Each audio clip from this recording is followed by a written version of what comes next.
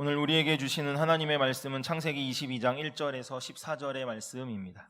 그 일 후에 하나님이 아브라함을 시험하시려고 그를 부르시되 아브라함 하시니 그가 이르되 내가 여기 있나이다. 이르시되 내 아들 내 사랑하는 독자 이삭을 데리고 모리아 땅으로 가서 내가 내게 일러준 한 산 거기서 그를 번제로 드리라. 아브라함이 아침에 일찍이 일어나 나귀의 안장을 치우고 두 종과 그의 아들 이삭을 데리고 번제에 쓸 나무를 쪼개어 가지고 떠나 하나님이 자기에게 일러주신 곳으로 가더니 제3일에 아브라함이 눈을 들어 그것을 멀리 바라본지라. 이에 아브라함이 종들에게 이르되 너희는 나귀와 함께 여기서 기다리라. 내가 아이와 함께 저기 가서 예배하고 우리가 너희에게로 돌아오리라 하고 아브라함이 이에 번제나무를 가져다가 그의 아들 이삭에게 지우고 자기는 불과 칼을 손에 들고 두 사람이 동행하더니 이삭이 그 아버지 아브라함에게 말하여 이르되 내 아버지여 하니 그가 이르되 내 아들아 내가 여기 있노라. 이삭이 이르되 불과 나무는 있거니와 번제할 어린 양은 어디 있나이까. 아브라함이 이르되 내 아들아 번제할 어린 양은 하나님이 자기를 위하여 친히 준비하시리라 하고 두 사람이 함께 나아가서 하나님이 그에게 일러주신 곳에 이른지라. 이에 아브라함이 그곳에 제단을 쌓고 나무를 버려놓고 그의 아들 이삭을 결박하여 제단 나무 위에 놓고 손을 내밀어 칼을 잡고 그 아들을 잡으려 하니 여호와의 사자가 하늘에서부터 그를 불러 이르시되 아브라함아 아브라함아 하시는지라. 아브라함이 이르되 내가 여기 있나이다 하매 사자가 이르시되 그 아이에게 내 손을 대지 말라. 그에게 아무 일도 하지 말라. 내가 내 아들 내 독자까지도 내게 아끼지 아니하였으니 내가 이제야 내가 하나님을 경외하는 줄을 아노라. 아브라함이 눈을 들어 살펴본즉 한 순양이 뒤에 있는데 뿔이 수풀에 걸려 있는지라. 아브라함이 가서 그 순양을 가져다가 아들을 대신하여 번제로 드렸더라. 아브라함이 그 땅 이름을 여호와 이레라 하였으므로 오늘날까지 사람들이 이르기를 여호와의 산에서 준비되리라 하더라. 아멘. 오늘 본문은 그 일 후에라는 말로 시작을 하고 있습니다. 아브라함의 믿음의 여정 중에서 크고 작은 일들을 우리는 많이 보았습니다. 하나님의 부르심에 순종해서 고향 땅을 떠난 믿음의 결단이 있었습니다. 기근이 들자 애굽으로 피신하여 갔다가 아내를 빼앗길 뻔한 그런 겁 많고 연약한 모습도 있었습니다. 조카 롯과 분쟁이 일어나자 하나님의 지혜와 총명으로 문제를 해결해 나가는 성숙한 모습도 보았습니다. 하나님께서 자기에게 주신 비전을 이미 이루어진 현실로 믿는 그 의로운 모습을 보인 반면 기다림이 길어지자 의심해서 인간적인 방법으로 그 하나님의 비전을 이루려는 그 조급함도 우리는 보았습니다. 이렇게 드러난 사건만을 보게 되면 아브라함은 우리처럼 연약하고 또 어리석고 부족함 많은 사람입니다. 그러나 이 아브라함의 인생에는 보이지 않는 하나님의 손이, 보이지 않는 하나님의 일하심이 늘 함께 했습니다. 은혜로 그를 지키시고 보호하시며 믿음으로 나아가도록 그 이끄시는 하나님의 사랑이 아브라함 가운데 있었던 것입니다. 이러한 모든 일이 있은 후에 오늘 본문은 바로 그렇게 시작하는 것입니다. 이 모든 일이 있은 후에 하나님은 아브라함을 시험하셨습니다. 그 시험의 내용이 무엇입니까? 아들 이삭을 번제로 드리라는 것입니다. 아브라함에게 있어서 이삭은 어떤 사람이었습니까? 우리 2절 말씀을 다시 한번 읽겠습니다. 2절입니다. 시작. 여호와께서 이르시되 내 아들 내 사랑하는 독자 이삭을 데리고 모리아 땅으로 가서 내가 내게 일러준 한 산 거기서 그를 번제로 드리라. 아들입니다. 그것도 그냥 아들이 아닌 사랑하는 아들입니다. 더군다나 독자입니다. 사랑하는 아들 독자 이삭이라는 이 하나님의 말씀에서 아브라함이 이삭을 얼마나 사랑하고 있는지를 알 수가 있습니다. 이 사실은 아브라함의 시험이 끝난 뒤 하신 하나님의 말씀에서도 확인할 수 있습니다. 우리 12절을 읽겠습니다. 12절입니다. 시작. 사자가 이르시되 그 아이에게 내 손을 대지 말라. 그에게 아무 일도 하지 말라. 내가 내 아들 내 독자까지도 내게 아끼지 아니하였으니 내가 이제야 내가 하나님을 경외하는 줄을 아노라. 우리는 이 말씀에서 하나님께서 아브라함을 시험하신 아주 중요한 이유를 발견하게 됩니다. 바로 하나님을 향한 온전한 사랑인 것입니다. 아브라함에게 이삭은 하나님께서 비전으로 주신 아들입니다. 무별처럼 자손을 번성시키겠다 약속으로 주신 아들입니다. 그러니 얼마나 소중하고 귀한 존재였겠습니까? 저는 자녀가 없어서 잘 모르지만 아마 아브라함에게 있어서 아들 이삭은 눈에 넣어도 아프지 않을 것 같은 그런 아들이었을 것입니다. 그런 사랑스러운 아들을, 하나뿐인 아들을 하나님의 명령에 따라 바치려 했으니 그것으로 하나님을 향한 그 아브라함의 사랑이 얼마나 온전한지를, 얼마나 완전한지를 확인할 수 있었다는 것입니다. 아들 이삭이 태어나고 그 아들과 함께 살아가는 이 아브라함의 마음이 과연 어떠했을까요? 그동안 아브라함은 아마 아들 이삭으로 인해 세상을 다 얻은 것 같은 기분이었을 것입니다. 만족감에 취해 있었을 것입니다. 마음이 온통 이삭에게 빼앗겨 있었을지도 모르겠습니다. 그의 눈이, 아브라함의 눈이 일거수일투족 아마 모두가 다 이삭을 향해 있었을 것입니다.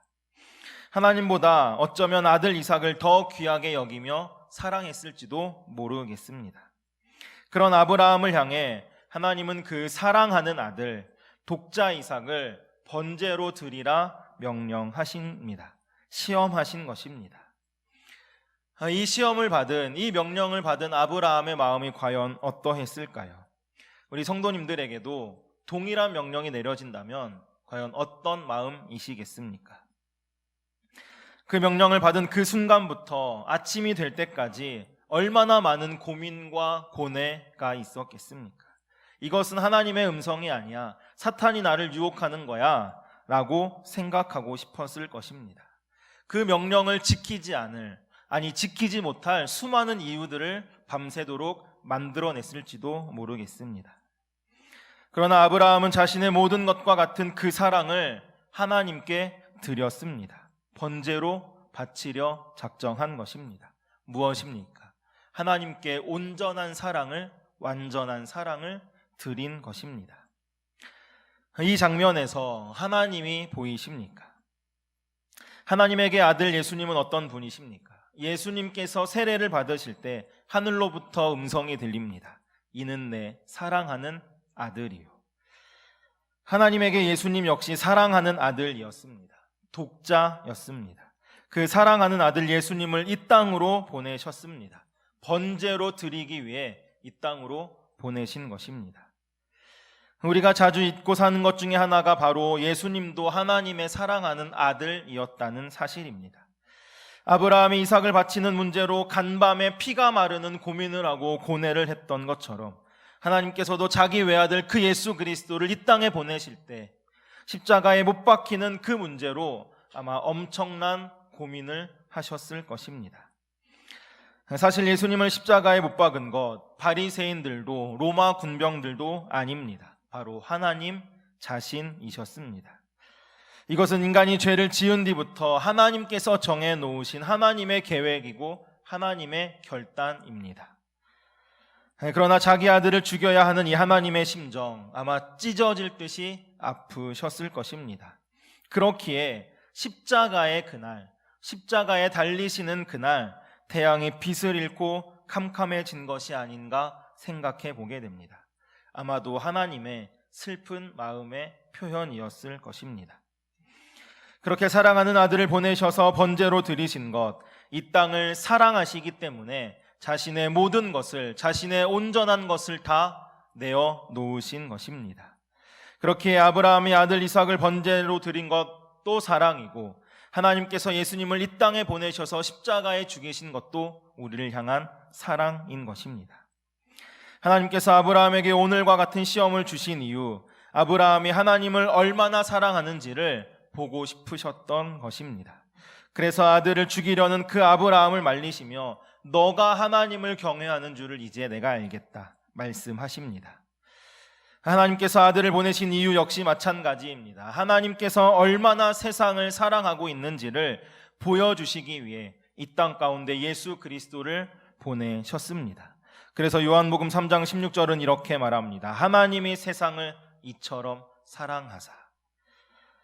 독생자를 주셔서라도 우리를 또 나를 얻기 위해 예수 그리스도를 과감히 포기하신 것입니다. 번제로 드린 것입니다. 예수 그리스도라는 그 값을 지불하신 것입니다. 이것이 바로 대속의 은혜입니다. 이 은혜가 이미 우리 가운데 임한 줄 믿습니다. 그렇기에 저는 또 우리의 삶은 이 은혜를 고백하는 삶, 이 은혜를 누리는 삶이 되어야 할 줄로 확신합니다. 오늘 본문의 주인공, 저는 처음에는 하나님의 시험을 통과한 아브라함이 오늘 본문의 주인공인 줄 알았습니다. 그러나 오늘 본문의 주인공은 바로 예수님이십니다. 이삭의 모습에서 바로 우리가 예수님을 보기 때문입니다.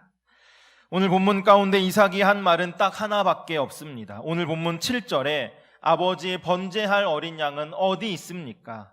라는 말 외에는 그 어떠한 말도 이삭은 하지 않았습니다. 번제를 쓸 나무를 질 때에도 말이 없습니다. 결박당할 때에도 말이 없습니다. 제단 나무 위에 놓여졌을 때에도 말이 없습니다. 아버지가 자신을 죽이려 칼을 드는 그 순간에도 이삭은 단 한마디 하지 않았습니다. 당시 아브라함의 나이를 12살에서 15살 정도로 보고 있습니다. 저라면, 제가 이 나이라면 아마 엄청난 말을 했을 것 같습니다. 아버지가 저를 결박할 때에는 왜 이러시냐며 힘으로 그것을 풀었을지도 모르겠습니다. 제단 나무 위에 놓아서 저를 죽이려고 할 때는 아버지 정신 차리십시오 라고 말했을 것 같습니다. 그러나 이삭은 그 어떤 말도 하지 않습니다. 그런데 이 모습이 어쩐지 예수님의 모습과 참 많이 닮아 있는 것 같습니다. 예수님께서도 구원의 역사를 몸소 담당하시면서 십자가를 지고 가시면서 십자가에 달리시면서 그 어떠한 말도 그 어떠한 불평도 불만도 하지 않으셨습니다. 십자가를 질 때도 말이 없으셨습니다. 신문 당할 때에도 말이 없으셨습니다. 십자가에 달리셨을 때에도 말이 없으셨습니다. 채찍에 맞고 창에 찔리는 그 순간에도 예수님은 말이 없으셨습니다. 왜 이삭과 예수님은 이렇게 말이 없었던 것일까요? 이삭과 예수님은 그것이 아버지의 뜻임을 분명히 알았기 때문입니다. 그래서 묵묵히 순종한 것입니다. 그렇게 아브라함은 아들 이삭을 번제로 드렸습니다. 실제로 이삭을 죽여서 번제로 드린 것은 아니지만 그 순간에, 그 시간에, 그 장소에 아브라함은 이삭을 번제로 드렸습니다. 번제로 드린다는 것이 무엇입니까? 번제는 흠 없는 양에게 내 죄를 짊어지게 하는 것입니다. 그렇게 내 죄를 전가해서 내 죄를 담당한 그 양이 죽을 때 비로소 내 죄가 사해지는 것입니다. 양이 나 대신 죽는 것이죠. 그렇기에 번제물은 죄로 가득합니다. 이삭이 번제로 드려졌다는 것, 이삭을 번제물이 되게 했다는 것, 그것은 이미 그에게 죄가 가득하다는 것입니다. 그 죄를 짊어진 이삭을 아브라함은 번제로 드렸습니다. 우리도 죄로 인해 죽을 수밖에 없습니다. 나 자신이 번제물이 되어야 하는 것입니다. 그런데 오늘 본문 13절의 마지막은 이렇게 말씀합니다. 그 순양을 가져다가 아들을 대신하여 번제로 드렸더라. 죄를 짊어진 이삭이 죽어야 하는데 이삭을 대신하여 순양이 죽은 것입니다. 순양이 대신 번제물이 된 것입니다. 마찬가지입니다. 죄로 가득한 내가 죽어야 하는데 나를 대신하여 죽었습니다. 누가요? 예수 그리스도가 그렇게 죽었다는 것입니다. 그래서 십자가를 지고 골고다를 올라가는 예수님을 향해 사람들은 이렇게 말을 합니다. 보라, 세상 죄를 지고 가는 하나님의 어린 양이로다. 그렇게 예수님은 나를 대신하여 번제로 드려졌습니다. 나를 대신하여 나의 죄를 속하여 주셨습니다. 놀라운 하나님의 은혜가 아닐 수 없습니다. 은혜 가운데 가장 소중한 은혜는 죄사함의 은혜입니다. 예수님이 우리를 대신해서 죄를 담당하심으로 우리의 죄는 사해졌습니다. 그리고 우리의 죄는 사라졌습니다. 우리를 힘들게 하는 짐이 참 많이 있습니다. 그렇지만 그 수많은 짐들 중에서, 인간이 지고 가는 그 많은 짐들 중에서 죄의 짐만큼 무거운 것 없을 것 같습니다. 이 죄의 짐은 우리 모두에게 있는 짐입니다. 모든 사람이 죄짐으로 고통받고 있다는 사실을 증명하는 이야기 가운데 아주 널리 알려진 이야기가 하나 있습니다. 셜록 홈즈 탐정물의 저자인 아서 코난 도일은 자기와 친한 12명의 친구들에게 아주 짓궂은 장난을 하기로 마음을 먹었습니다. 그는 각각의 친구들에게 다음과 같이 아주 간단한 편지를 보냈다고 합니다. 즉시 도망쳐라. 모든 것이 발각됐다.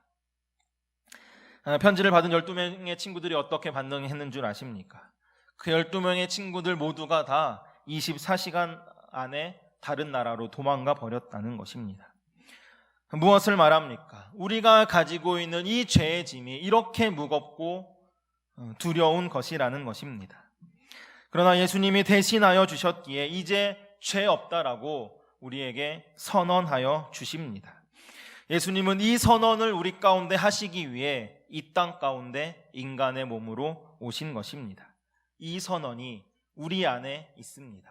이제는 죄가 없다라는 선언이 우리의 삶에 있습니다. 얼마나 은혜입니까?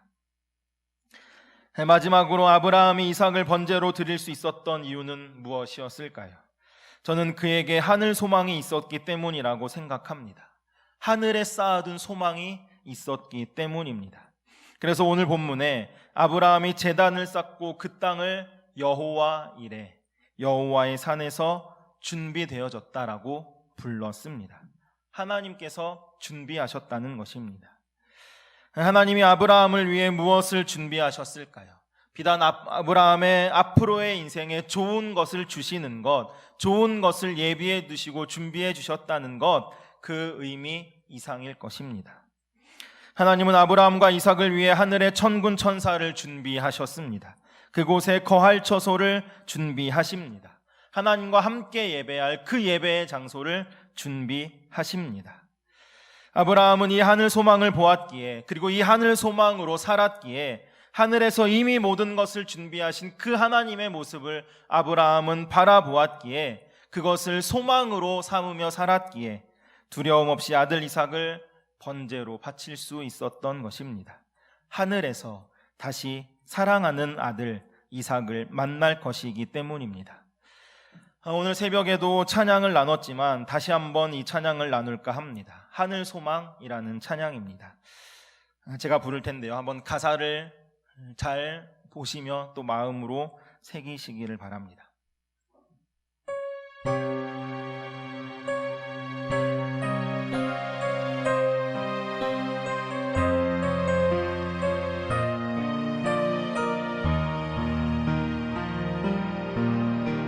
나 지금은 비록 땅을 벗하며 살지라도 내 영혼 저 하늘을 디디며 사네.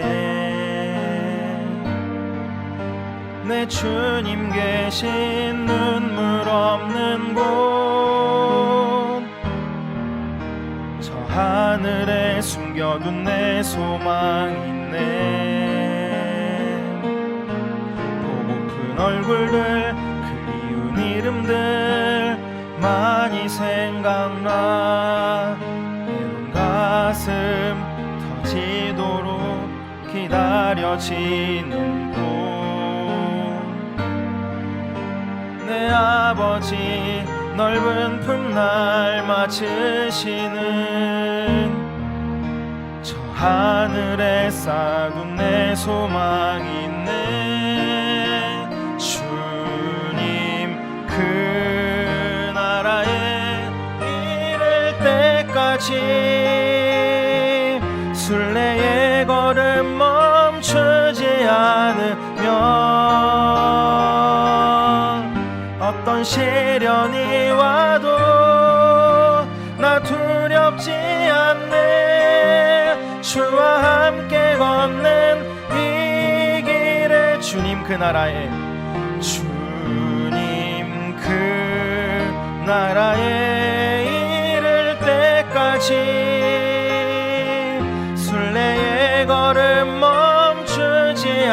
받으며 어떤 시련이 와도 나 두렵지 않네. 주와 함께 걷는 이 길에. 가사 중에 이런 가사가 있습니다.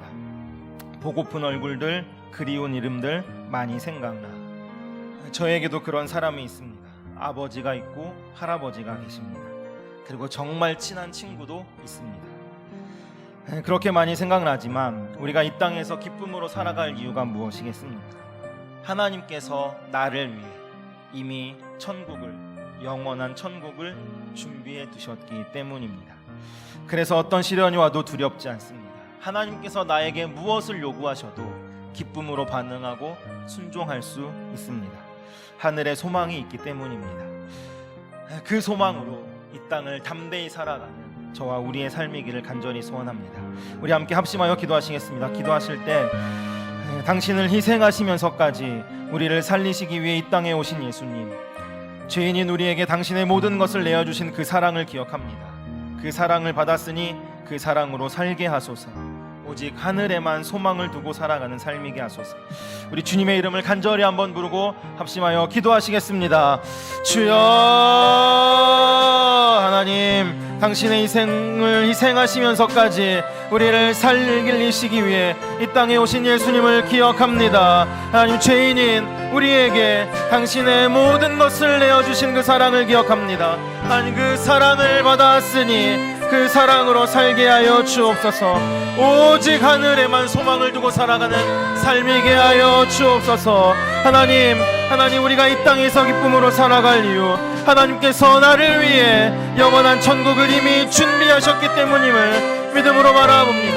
그래서 어떠한 시련이 와도 두렵지 않습니다. 하나님께서 나에게 무엇을 요구하셔도 기쁨으로 순종할 수 있습니다. 하늘에 소망이 있기 때문입니다. 하나님, 그 소망으로 이 땅을 담대히 살아가는 우리의 삶이 되도록 하나님 역사하여 주옵소서. 하나님, 오직 하늘에만 소망을 두고 살아가는 삶이게 하여 주옵소서. 하나님, 당신의 희생을 기억합니다. 나를 위해 번제물 되어주신, 어린 양 되어주신 하나님의 사랑을 기억합니다. 하나님, 이제 우리도 태우겠습니다. 나를 태우겠습니다. 하나님 앞에 철저한 번제물 되어져서 하나님께 태워지는 우리의 삶 되도록 인도하여 주옵소서. 성령의 능력을, 역사를 많이 펴 주옵소서. 당신을 희생하시면서까지 우리를 살리시기 위해 이 땅에 오신 예수님, 죄인인 우리에게 당신의 모든 것을 내어주신 그 사랑을 기억합니다. 그 사랑을 받았으니 그 사랑으로 살게 하여 주옵소서. 오직 하늘에만 소망을 두고 살아가는 우리의 삶이게 하여 주옵소서. 이 땅에서 우리가 삶의 어떤 환경 가운데 있을지라도 기쁨으로 살아갈 이유, 하나님께서 나를 위해 영원한 천국을 이미 준비하셨기 때문임을 믿음으로 바라봅니다. 그렇게 어떠한 시련이 와도 두렵지 않습니다. 하나님께서 나에게 무엇을 요구하셔도 기쁨으로 반응하며 순종할 수 있습니다. 그 소망으로 살아가는 우리의 삶도 되도록 인도하여 주옵소서. 예수님의 이름으로 기도합니다.